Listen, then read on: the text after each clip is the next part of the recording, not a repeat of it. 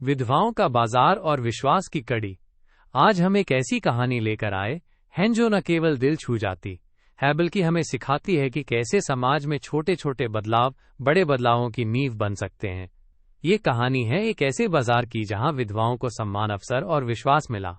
इस बाजार की खासियत थी कि यहाँ पैसे की कमी, बच्चों की जिम्मेदारी या समाज की बंदिशें कभी रुकावट नहीं बनी।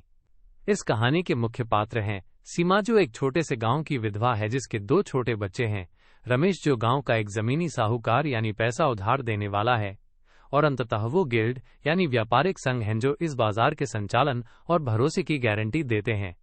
कहानी शुरू होती है 10 साल पहले कि जब सीमा के पति का इंतकाल हो गया था। उसके सामने सबसे बड़ी समस्या थी अपने बच्चों का पालन पोषण और घर चलाना।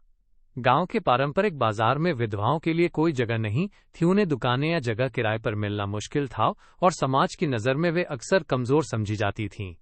लेकिन फिर एक दिन गांव में एक नए तरह का बाजार खुला जिसे लोग विधवाओं का बाजार कहने लगे।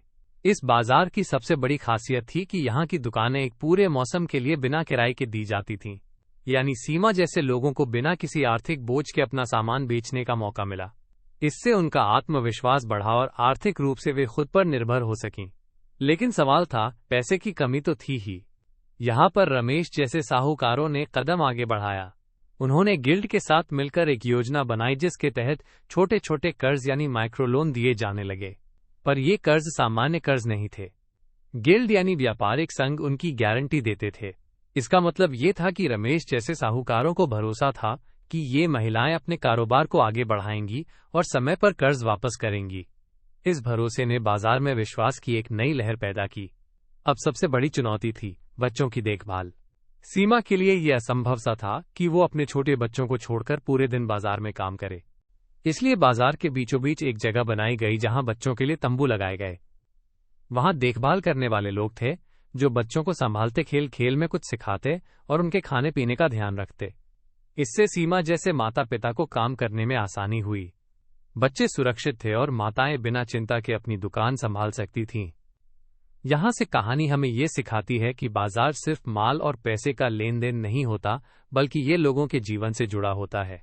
जब हम बाजार को इस तरह डिजाइन करते हैं कि वो सबके लिए खुला हो, खासकर उन लोगों के लिए जो समाज की परंपरागत सोच में पीछे रह जाते हैं, तो हम एक नई दुनिया का निर्माण करते हैं। जब गिल्ड ने माइक्रोलोन की गारंटी दी तो उन्होंने सिर्फ पैसे नहीं दिए, उन्होंने विश्वास दिया। विश्वास जो कारोबार को बढ़ाता है, जो महिलाओं को सशक्त बनाता है। और जब हमने बच्चों के लिए देखभाल की जगह बनाई तो हमने ये दिखाया कि काम और परिवार दोनों साथ चल सकते हैं।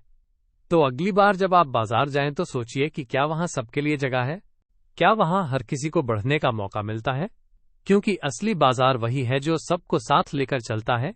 यही थी विधवाओं का बाजार और विश्वास की कड़ी की कहानी। उम्मीद है आपको ये कहानी पसंद आई होगी और इसमें छुपे संदेश को आप अपने जीवन में भी महसूस कर पाएंगे। फिर मिलेंगे एक नई कहानी के साथ, तब तक के लिए नमस्ते।